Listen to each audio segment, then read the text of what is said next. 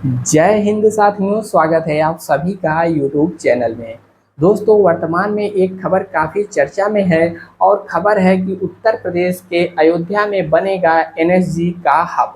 तो आखिरकार एनएसजी क्या है, एनएसजी कमांडो क्या होते हैं, और जो खबर है कि राम मंदिर के पास ही होगा एनएसजी का बेस, तो क्या है पूरा मामला, चलिए समझते हैं इस वीडियो में। और यदि आप चैनल पे पहली बार विजिट किए हैं तो सब्सक्राइब वाला ऑप्शन भी आपके सामने ही दिख रहा होगा, इसको दबाकर घंटे को भी ऑन कर लेना है ताकि आपको नोटिफिकेशन मिलता रहे, कोई भी वीडियो जाए तो आप तक पहुंच जाए। ठीक है, तो चलिए देखते हैं। यहाँ पर देखिए खबर क्या है कि एनएसजी का हब बनेगा अयोध्या और विशेष हथियारों और एंटी ड्रोन तकनीकी से लैस होगा यूनिट, और राम मंदिर के पास ही होगा बेस। तो आप एनएसजी कमांडो को आप देख रहे होंगे, इसके ऊपर तो बात करेंगे ही। बाकी यहाँ पर देखेंगे अयोध्या में अब नेशनल सिक्योरिटी गार्ड। तो एनएसजी का फुल फॉर्म क्या होता है, पूर्ण रूप क्या होता है, राष्ट्रीय सुरक्षा गार्ड, जिसको इंग्लिश में हम लोग कहते हैं नेशनल सिक्योरिटी गार्ड का हब बनेगा। एनएसजी का यह देश में छठा हब होगा। इससे पहले भी 5 हब बन चुके हैं। कौन कौन से हैं तो आप देखेंगे, चेन्नई हो गया, हैदराबाद, कोलकाता, मुंबई और अहमदाबाद में एनएसजी के रीजनल हब बनाए जा चुके हैं। अब बात हो रहा है यूपी में, और उसके बाद केरल में भी इसको बनने का प्लान चल रहा है। आगे देखेंगे हम लोग, तो देखिए एनएसजी किसके अंतर्गत आती है, तो आप गृह मंत्रालय लगा देंगे ऑप्शन, यदि क्वेश्चन आया कहीं तो। गृह मंत्रालय के एक सीनियर अफसर ने यह जानकारी दी। उन्होंने बताया कि अयोध्या के अलावा पठानकोट और केरल में भी एनएसजी की यूनिट शुरू करने पर विचार होगा, और अयोध्या में राम मंदिर की प्राण प्रतिष्ठा के बाद से ही यह कई आतंकी संगठनों के रडार पर है। जब से अयोध्या राम मंदिर बना तब से कई बार, ठीक है, अयोध्या मंदिर को बम से उड़ाने की धमकी आ चुकी है। कभी कभी सोशल मीडिया के माध्यम से, तो कभी डायरेक्ट 112 नंबर पे कॉल करके, और या फिर ईमेल के माध्यम से पुलिस के पास ऐसी जानकारियां आती रहती है कि अयोध्या को मतलब बम से उड़ा दिया जाएगा। इन्हीं सब को देखते हुए एनएसजी की जो यूनिट है, हब है, कहाँ पर स्थापित करने की बात हो रही है, अयोध्या में राम मंदिर के पास ही। ठीक है, अयोध्या में एनएसजी यूनिट विशेष हथियार यानी कि स्पेशलाइज्ड वेपन और एंटी ड्रोन तकनीकी से लैस होगी।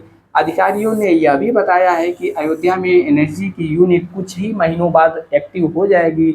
इसके बाद जो पठानकोट और केरल में बनना है तो वह भी इस साल के अंत तक धीरे धीरे स्थापित हो जाएगी। ठीक है, देखिए अयोध्या में अभी किसकी जिम्मेदारी है, तो अभी तो एनएसजी उसका स्थापित होगा, फिर एनएसजी के अंडर में सिक्योरिटी आएगी, सुरक्षा करेगी। लेकिन वर्तमान में कौन सुरक्षा कर रहा है मंदिर की, तो यूपी एसटीएफ और एटीएस की यूनिट के पास सुरक्षा की वर्तमान में जिम्मेदारी है अयोध्या राम मंदिर की। और यहाँ पर जो खबर निकल के आ रही है कि एनएसजी का जो हब बनेगा वह राम मंदिर के पास ही होगा, और जमीन के लिए भी प्रक्रिया शुरू कर दी गई है। अगले कुछ ही महीनों में यह कार्य संपन्न हो जाएगा। और राम मंदिर जब से बना है, यानी कि जब से इसका प्राण प्रतिष्ठा वाला कार्यक्रम पूरा हुआ है 22 जनवरी 2024 को, ठीक है, रामलला विराज चुके हैं, तभी से कई बार यहाँ पर धमकियाँ मिल चुकी है। और यहाँ पर बात करें तो डेली लगभग 1.5 लाख श्रद्धालु पहुँच रहे हैं 22 जनवरी के 2000 के बाद से ही। ठीक है, और यहाँ पर देखेंगे ऐसे में मंदिर की सुरक्षा को देखते हुए सरकार ने एनएसजी की जो यूनिट है इसको शुरू करने का फैसला लिया है। आगे यहाँ पर देखेंगे तो देखिए अभी किसकी जिम्मेदारी है मंदिर की सुरक्षा करने की, तो वह किसके अंडर में है, यूपीएसएसएफ के हाथों में मंदिर की सुरक्षा और राम जन्मभूमि परिसर और मंदिर की सुरक्षा की जिम्मेदारी वर्तमान में है, और एसएसएफ के हाथों में है। और एसएसएफ के जवान कैसे गठन किए जाते हैं, तो यूपी में जो पुलिस होता है और पीएसी होता है, इन्हीं दो जवानों को मिला करके यूपी एसएसएफ तैयार किया गया है। और वर्तमान में मंदिर की बात करें तो 200 के लगभग जवान एनी टाइम यहाँ पर सुरक्षा देते रहते हैं। 200 जवान पुलिस के सुरक्षा देते रहते हैं। और यह आप एनएसजी के कमांडो देख रहे हैं, जिसके बारे में आगे अभी हम बात कर लेंगे। देखिए जब से मंदिर बना है हम आपको बता चुके हैं कि देखिए मंदिर के 2 बार बम से उड़ाने की धमकी मिल चुकी है। अभी 14 दिन पहले ही राम मंदिर को बम से उड़ाने की धमकी मिली थी। उसके बाद 112 नंबर पे कॉल आया और मंदिर को उड़ाने की फिर बात की गई। इस तरह से दहशत न फैले इसलिए पुलिस ने अंदर, ठीक है, इसकी जो है कि जो धमकी मिली इसके बाद अफरा तफरी का माहौल ना हो, पुलिस ने जांच शुरू कर दी थी और यहाँ पर जो कि सुरक्षा और बढ़ा दिया गया था। और भी कई बार ऐसी धमकियाँ मिली हैं और 112 नंबर पे कॉल करके, और इसके अलावा भी सोशल मीडिया के माध्यम से दी गई है। और वर्तमान में देखेंगे पुलिस ने मोबाइल नंबर के आधार पर बरेली की 8वीं के छात्र को हिरासत में लिया और उसकी उम्र महज 14 साल की थी। और जांच में सामने आया है कि छात्र ने यूट्यूब पर वीडियो देख करके मंदिर को उड़ाने की धमकी दे दी थी। तो ऐसे ऐसे लोग देखिए। अब बात करते हैं एनएसजी की। तो जिम्मेदारी किसको मिलने वाली है, स्थापना किसका होगा, अयोध्या मंदिर के पास एनएसजी का।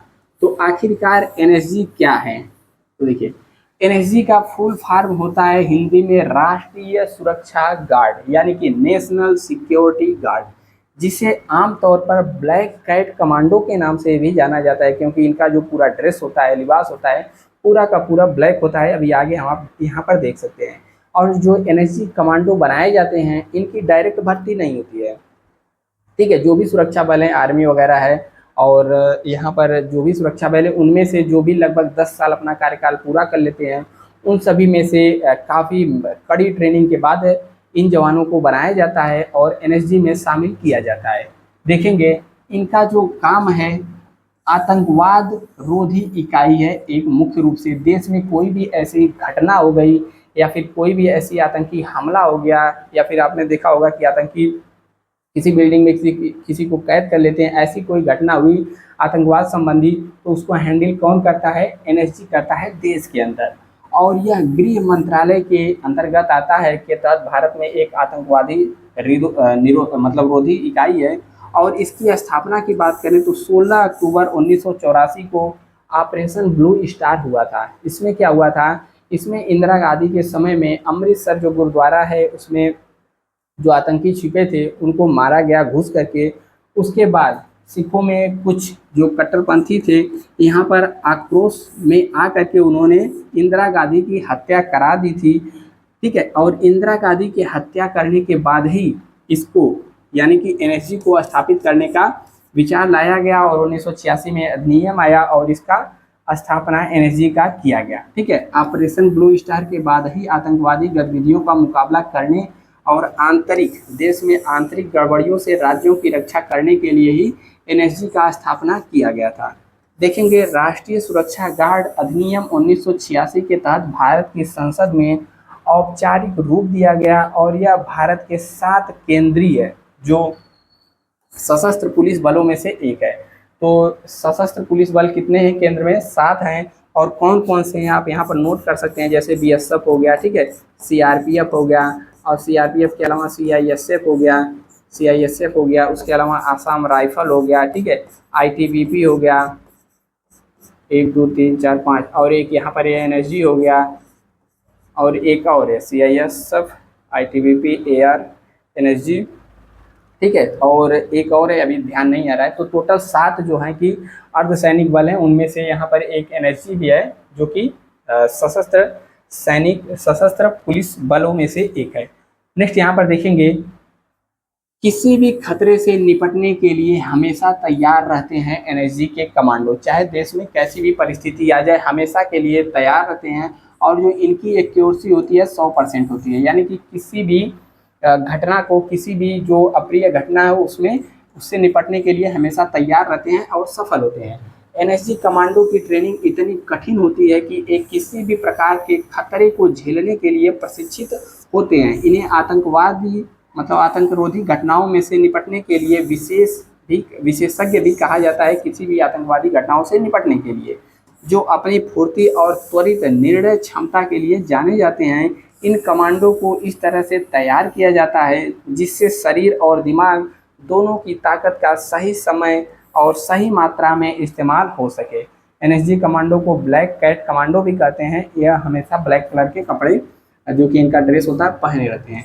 इनकी कोई भी सीधी भर्ती नहीं होती है, जैसा कि हमने बताया। देश में बहुत सारे सैनिक बल हैं और सैनिक बल हैं, उन्हीं में से, और यहाँ पर 50% सेना में से जवानों को लिया जाता है जो कि अपना कार्यकाल 10 यानी कि 10 वर्ष का अपना सेवा दे चुके हों, उन्हीं में से विभिन्न बलों में से इनको छांट करके बहुत ही कठिन ट्रेनिंग से गुजार करके एनएसजी कमांडो को बनाया जाता है। ठीक है, आप यहाँ पर देख सकते हैं शेष चीज़ यहाँ पर लिखा होता है। और इनकी कोई भी डायरेक्ट भर्ती नहीं होती है, बल्कि भारतीय थल सेना और अन्य सशस्त्र बलों में से इनको चुना जाता है।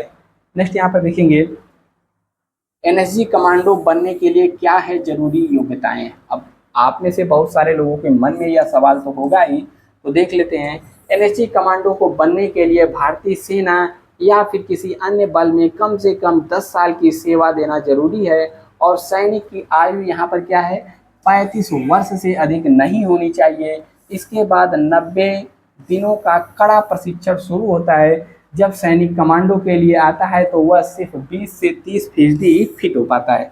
यानी कि मान लीजिए 100 लोगों को चुना गया तो इसमें से 20 से 30% ही फिट होते हैं, बाकी को अनफिट मतलब अनफिट हो जाते हैं, उसमें नहीं हो पाते। क्योंकि 35 साल अधिकतम उम्र रखी गई है तो काफ़ी लोगों यहाँ पर थोड़ा दिक्कत हो जाता है। हालांकि कमांडो बनने के बाद उनकी पूरी तरीके से फिट कर दिया जाता है। इन कमांडो को ऐसी ट्रेनिंग दी जाती है कि आंख बंद करके भी निशाना लगा सकते हैं, अंधेरे में भी निशाना लगा सकते हैं, और हर एक विपरीत परिस्थिति, मुश्किल परिस्थिति और जो भी कठिन रास्ते हैं, मुश्किल रास्तों से लेकर के हमलावरों से घिरे होने वाली स्थिति को ड्राइव को कार चलाने को ट्रेनिंग भी दी जाती है। तो हर एक प्रकार की ट्रेनिंग दी जाती है कि आपको गाड़ी कैसे चलाना है, ठीक है, इन सब की भी ट्रेनिंग दी जाती है कहीं ऐसी परिस्थिति में यदि फंस जाएं तो। ठीक है, एनएसजी ड्राइवर बनने के लिए इनकी अलग से प्रक्रिया चलती है ड्राइवर, और बाकी अन्य कार्यों के लिए तो यह जाने ही जाते हैं। अगला आता है दोस्त, बस उम्मीद है कि वीडियो आपको पसंद आया होगा। दोस्त वीडियो अच्छा लगा है तो सब्सक्राइब करके ही जाना है, वीडियो को लाइक कर देना है। मिलते हैं नेक्स्ट वीडियो में। जय हिंद।